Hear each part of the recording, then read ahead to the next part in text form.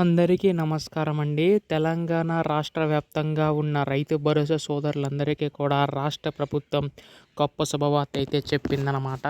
మనకి ఈ యొక్క రైతు భరోసా నిధులు విడుదల చేయడానికి రాష్ట్ర ప్రభుత్వం సిద్ధమైనట్టుగా తెలుస్తుందండి. సో, దీనికి సంబంధించి గాను మనకి అధికారిక తేదీ కూడా ప్రకటించిందనమాట. అయితే ఈసారి మనకి దాదాపుగా 12,000 రూపాయలు అనేవి అయితే విడుదల చేయడానికి రాష్ట్ర ప్రభుత్వం సిద్ధమైనట్టుగా తెలుస్తుందండి. గత ప్రభుత్వంలో మనకి రైతు బంధు కింద, ఈ యొక్క ప్రభుత్వంలో రైతు భరోసా కింద ఈ యొక్క పథకాన్ని తీసుకొచ్చారండి.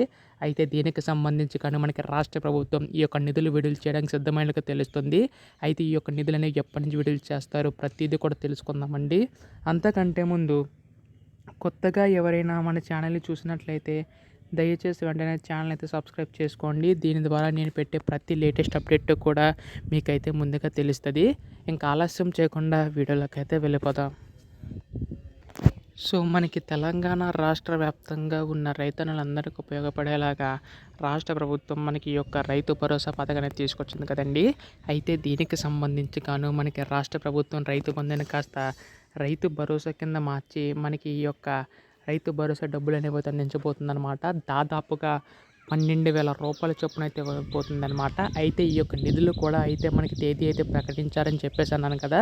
అది మనకి ఈ యొక్క నెలలో జనవరి 26వ తేదీన అయితే ఇవ్వనున్నారండి.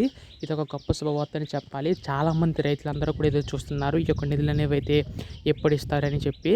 అయితే దీనికి సంబంధించి కనుక రాష్ట్ర ప్రభుత్వం అయితే గొప్ప శుభవార్త అయితే చెప్పిందండి. ఎట్టకేలకు మనకి ఈ యొక్క జనవరి 26వ తేదీన అర్హులైన ప్రతి రైతుకి కూడా ఇవ్వనున్నారన్నమాట. కాకపోతే సాగు చేసే భూములు ఎవరైతే ఉంటారో వాళ్ళు పంట వేసినా వేయకపోయినా వారికి మాత్రమే వస్తుందన్నమాట. అంతేగాని రాళ్ళు కుట్టలు రప్పలు ఏవైతే ఉన్నాయో వాళ్ళకైతే రాదనమాట. సో, దీనికి సంబంధించి గాను రాష్ట్ర ప్రభుత్వం అయితే ముందడుగులు అయితే వేస్తుందండి.